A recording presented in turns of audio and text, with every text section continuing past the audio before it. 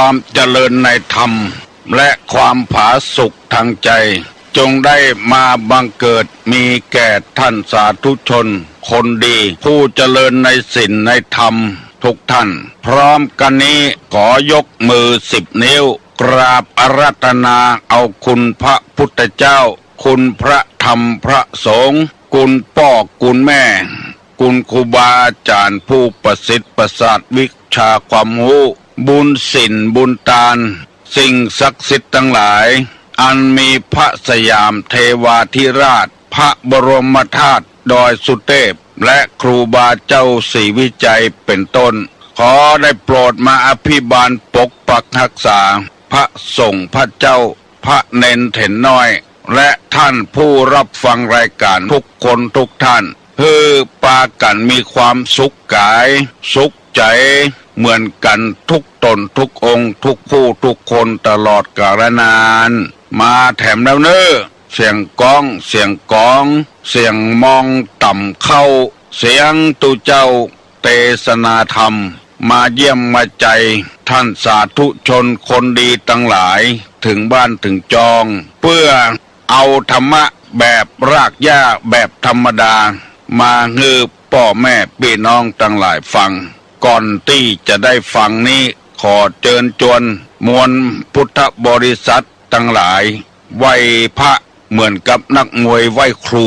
ระลึกถึงครูบาอาจารย์ก่อนผู้ที่ไปแสวงหาสัจธรรม4 อสงไขยปลายแสนมหากัปและ10 ชาติปางสุดท้ายได้เกิดมาเป็นพญาเวสสันตละตาลเข้าของทรัพย์สมบัติสละบัลลังก์ไปบวชเป็นพระฤาษีตาลเมียตาลลูกบำเพ็ญขนาดหนักจนได้ตรัสรู้เฮาไหว้ครูบาอาจารย์เนี่ยก่อนเนออาลังหังสัมมา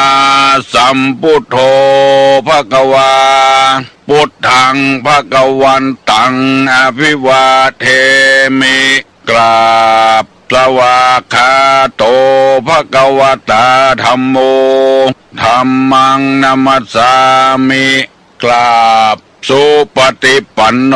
ภควโตสาวกสังโฆสังฆังนะมามิกราบหันทัพไมยังพุทธัสสะภะคะวะโตบุพาภะคณะมะกะลังกะโลมาเสนะโมตัสสะภะคะวะโตอะระหะโตสัมมาสัมพุทธัสสะนะโมตัสสะภะคะวะโตอะระหะโตสัมมาสัมพุทธัสสะนะโมตัสสะภะคะวะโตอะระหะโตสัมมาสัมพุทธัสสะ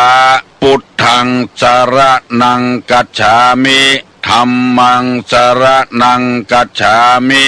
สังฆังสรณังกัจฉามิตุติยัมปิพุทธังสรณังกัจฉามิตุติยัมปิธัมมังสรณังกัจฉามิตุติยัมปิสังฆังสรณังกัจฉามิตติยัมปิพุทธังสรณังกัจฉามิตติยัมปิธัมมังสรณังกัจฉามิตติยัมปิสังฆังสรณังกัจฉามิอิติปิโสภะคะวาอะระหังสัมมาสัมพุทโธวิชชาจรณะสัมปันโนสุขโตโลกาวิทูอนุตตโลปุริสาธัมมสาละถิสัทธาเทวมนุษสานังพุทโธภควาติสวากขาโตภควตาธัมโมสันติติโกอากาลิโกเอหิปัสสิโกโอปนะยิโกปัจจัตตังเวทิตโพวินยูหิติสุปฏิปันโนภะคะวะโตสาวกสังโฆ อุจุปฏิปันโนภะคะวะโตสาวกสังโฆญาญะปฏิปันโนภะคะวะโตสาวกสังโฆสามิเจปฏิปันโนภะคะวะโตสาวกสังโฆญาติตังจัตตาลิปุริสายุคานิอัฏฐะปุริสาปุคลาเอสาภะคะวะโตสาวกสังโฆอาหุไนโยปาหุไนโยทักขิไนโยอัญจลิกาละนิโยอนุตตะลังปุญญเขตังโลกัสสาติกราบหนึ่งกราบสองกราบสามแม้แต่อยู่ในธนาคาร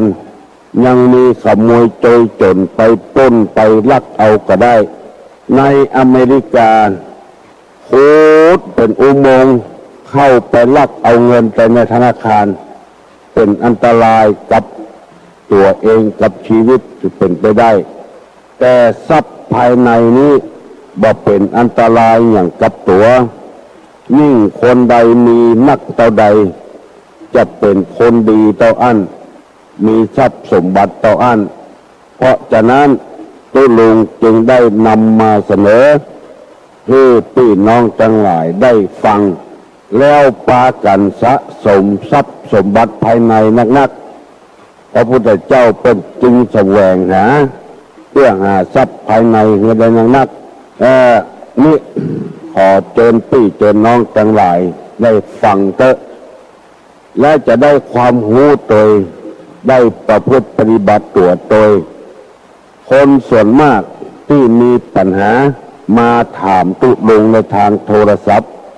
คือยังบ่มีทรัพย์สมบัติในตัวเองเตื้อคือ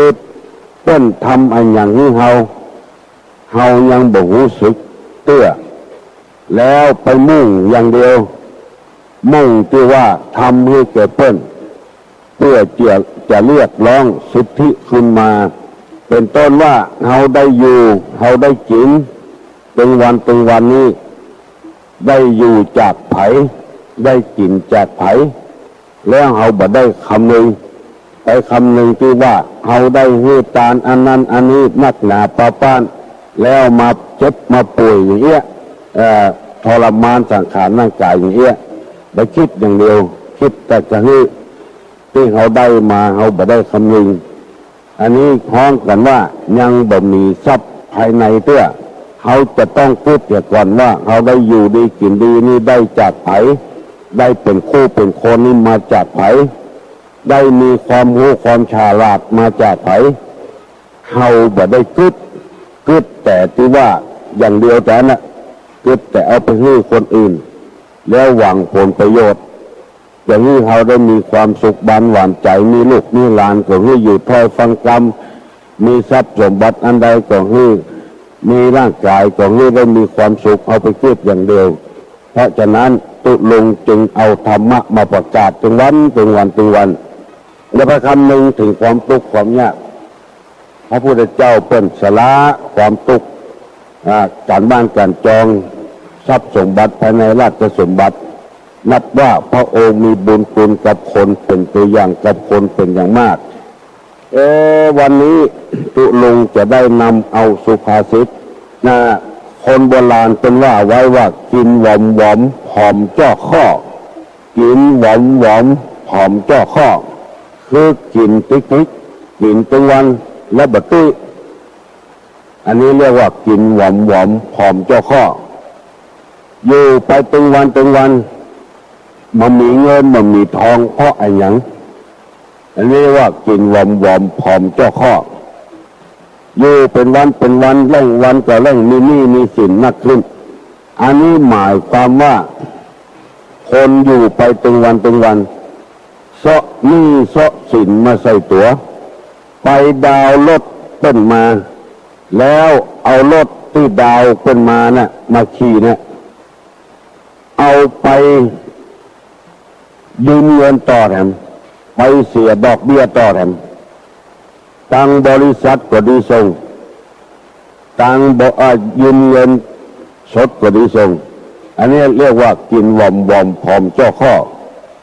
บอกกลัวนี่บอกกลัวสิงจะได้เดือดร้อนวันหลังวันรุนบัดดึกเลยขึ้น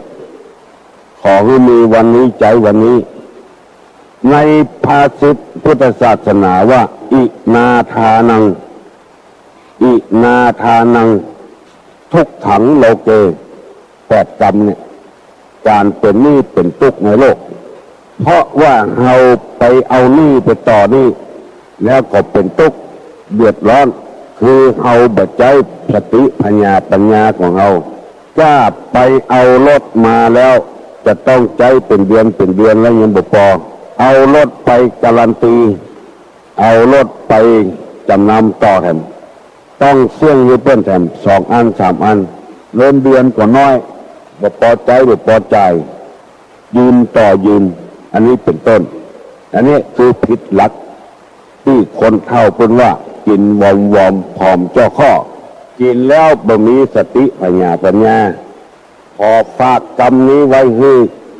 พี่น้องลูกหลานเด่นบอกว่าใกล้ว่าไก่ได้ฟังคือนำไปพิจารณาวันนี้จะเอาธรรมะที่สืบต่อว่าคนที่บ่มีศีลบ่ได้รักษาศีลเนี่ยมีโทษ1เสื่อมจากภพทรัพย์2เสียชื่อเสียง3บ่อาจบ่มีองค์อาจกล้าหาญในที่สังคม4หลงตายคือก่อนจะตายนั้นมันมีสติสลมห้องเหมือนงัวเหมือนควายห้องที่เขาเอาผ้ามาจุบน้ำมาลูบหัวเพราะว่าในเมืองคนนั้นบ่มีศีลเอาไก่ไปโจรกัน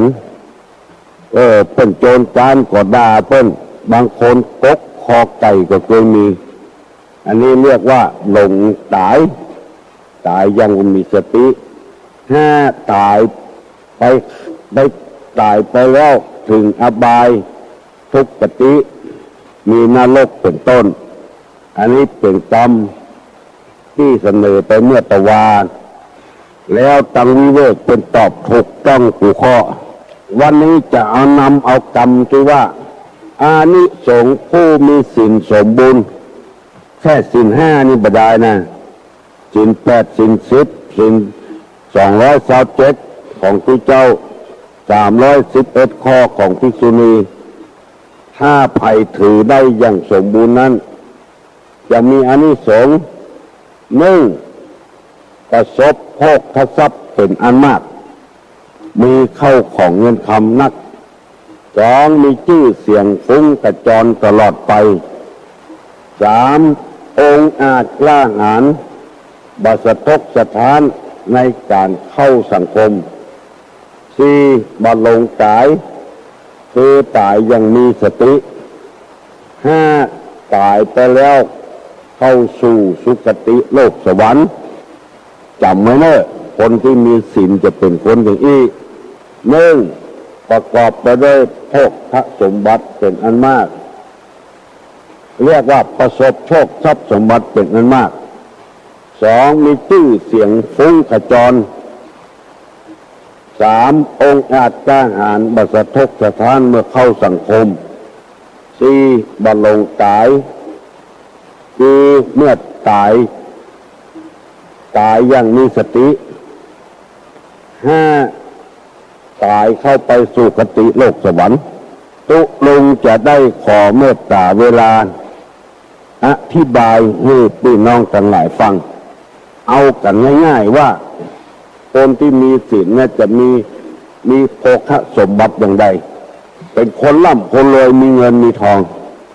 คนที่มีศีลนี่นะเอาง่ายๆอย่างสมัยโบราณ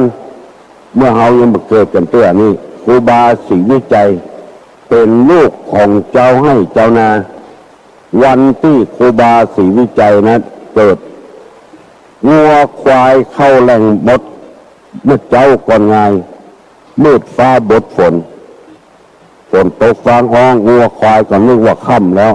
อันนี้เป็นสัญลักษณ์ของครูบาศรีวิจัย พอเกิดมาประกอบด้วยศีลธรรมกรรมฐานหนทางขึ้นดอยสุเทพชะตางบาทเดียวกับบุญนี้เป็นจะได้ว่าคนถึงไปเจ้ยใครได้สาคนก็เอามาตานใครได้อิปิกจอบพุทธมหินก็คนเอามาตานเพราะครูบามีศีลสมบูรณ์ใครได้อันใดก็หลั่งไหลมาปัจจุบันนี้เจ้าที่มีศีลโภคสมบัติไหลมาซื้อที่ดินออกแต่งวัดแต่งวาดูตั้งกินดูตั้งการตุลุงไปห่วมต้นทำบุญกันที่วัดหลวงปู่ล่าแต่งวัดแต่งวาเจริญรุ่งเรืองขึ้นมาคนที่มีสินค้าโอท็อปเอาไปขายคนต่างจังหวัดต่างประเทศมาขายครัวได้อาศัยบารมีของหลวงปู่ล่ามีเงินงบประมาณตั้งมูลนิธิไว้ให้วัดให้วาครูบาน้อยวัดดอนมูลสระปีตัวหลวงปู่ตัวหลวงไปห่วมซื้อที่ตะวันตกวัดออกแถมเอาไว้จอดรถจอดรางเวลามีการมีงาน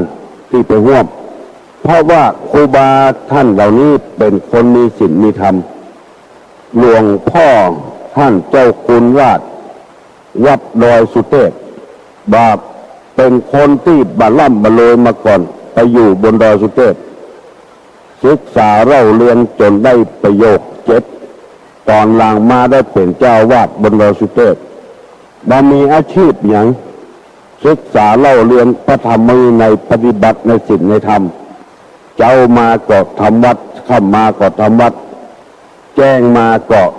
ใส่บาตรให้พระเจ้าในวัดตึงวันโภคสมบัติไหลมาคนขึ้นดอยสุเทพบังรักษาไว้บักเก็บไว้แต่งลิบให้คนหูหนวกตาบอดคนพิกลพิการได้ขึ้นไปไหว้ธาตุเอาบะใจไปทบทับถมครูบาอาจารย์เก่าๆบะใจคือคนที่มีทุกมีศีลจะมีโภคสมบัติอย่างเงี้ยเอาสร้างให้คนได้ไปไหว้ธาตุวัดต่างๆที่มันเหื่อมันห้างเป็น200-300 ปีมาเก็บเอาขึ้นมาเป็นวัดแต่ว่าวันซืนนี้ก็สร้างแถมละที่ตรงประตูจังใหม่พุ่นวัดยังกวง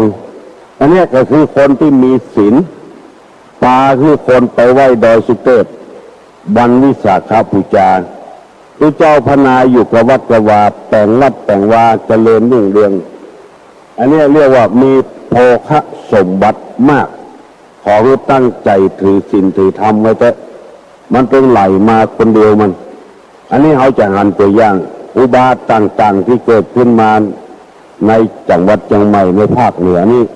อุบาทดวงดีสันปะตองโจมอยู่ในคนก็บุญไปทำบุญทำทานอันนี้เรียกว่าคนมีทรัพย์สมบัติอันนี้ส่งผู้มีศีลสมบูรณ์จะต้องเป็นคนมีโภคสมบัติ2มาต้องประกาศไอ้ยังให้ไผ่ฟังที่เสียงฟุ้งกระจรไปทั่วบ้านทั่วเมืองคนก็บุกบุญไปหามีชื่อมีเสียงฟุ้งกระจรกลิ่นหอมดูที่ไหนคนก็ไปทำบุญทำทานที่นั่น3องค์อาจกล้าหาญบัสะทกสะท้านในเวลาเข้าสังคมบักกลัวภัยตำนี้ที่เตียนบักกลัวภัยว่าผู้ที่บ่มีศีลบริบูรณ์นี่ก็ยังมีอยู่จะทกสะท้านอยู่กลัวต่อคำคารหานินทาอยู่ผู้ที่มีศีลบริบูรณ์บักกลัวภัยบัสะทกสะท้านข้อ4เวลาตายอย่างมีสติเพราะมีศีลบริบูรณ์คนตายยังบ่มีสตินั่นก็คือเมาเหล้าเมายาเอารถไปจนนั่นจนนี่อันนั้นเรียกว่าบ่มีสติบ่รู้ตัวว่าจะไปตายนะสำหรับคนที่อยู่ดีๆและคนเปิ้นมาจนอันนั้นก็เป็นแต่บุพกรรมที่ตนเองได้สร้างมาอันนั้นเอาบ่นับคนในที่นี้แล้วข้อที่5ตายไปแล้วไปสู่สุคติโลกสวรรค์คือหมายความว่ามีสติ ตั้งใจจะไปที่ไหนก็ไปที่นั่นคนที่มีสติคนที่บ่มีสตินี่มันจะบ่ถึงตั้งใจจะกลับบ้านแต่เมาเหล้าไปถึงต่างๆรถจนกันเหี่ยบ่ถึงบ้านสักครั้งคนที่มีศีลมีธรรมนี้จะมีสติจะไปถึงที่ถึงทางตุลุงได้นำกรรมนี้มาเสนอ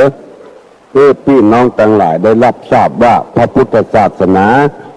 เป็นสอนกันจะเยอะได้ใจจักจุงให้มัวเมาลุ่มหลงอย่างใดอย่างหนึ่งบ่ต้องเอามาสะบดสะบานบ่ต้องอย่างสักอย่างสุดแล้วแต่อาจจะที่ฐานเอาคนเดียวบ่ต้องมีไผ่แนะนำให้ฟังอย่างเงี้ยที่เจ้าพนายเปิ้นนำมาเสนอถ้าไปคิดผิดมันก็ผิดไปแล้วมันเป็นเรื่องสอนที่จิตใจในหลวงเปิ้นเคยมีพระบรมบรมอย่างมีคำสอน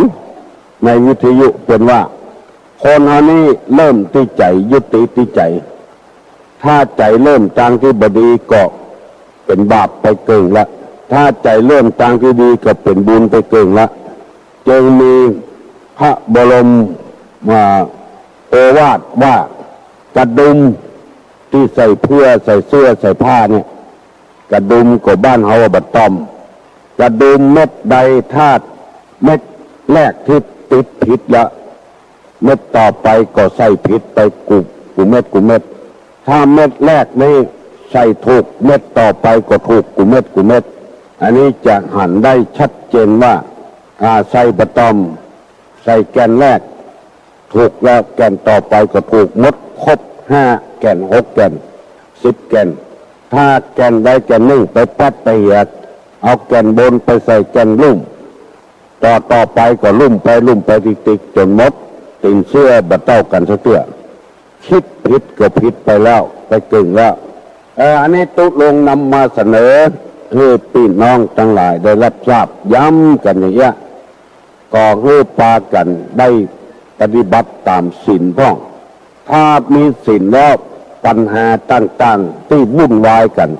ปนจี้ฆ่าฟันบั่นแตงกันลู่ทรัพย์สมบัติกันลู่เอาแผ่นดินกัน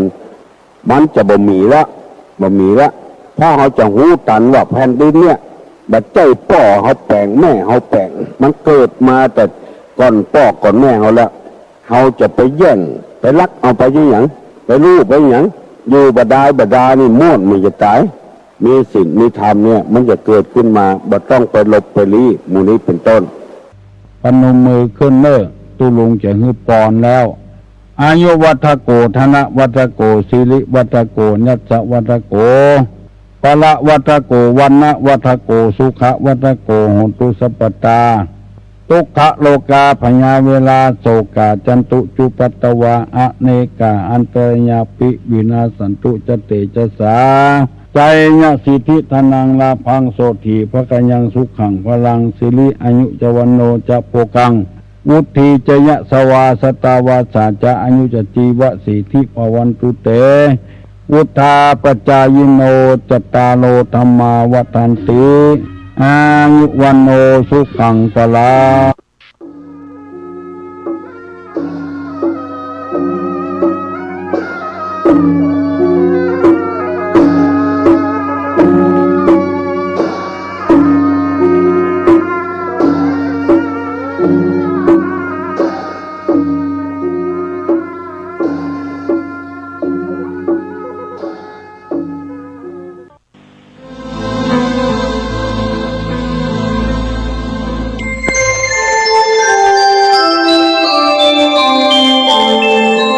ขณะนี้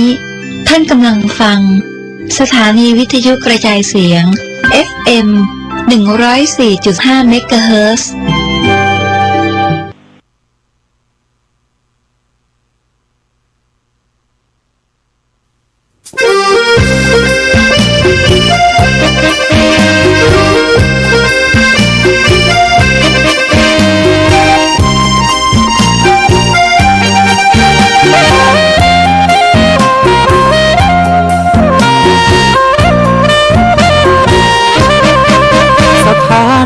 พระพุทธ ธศาสนาฝากเสียงลอยมาบอกบรรดาญาติโยมที่มีใจใช้ธรรม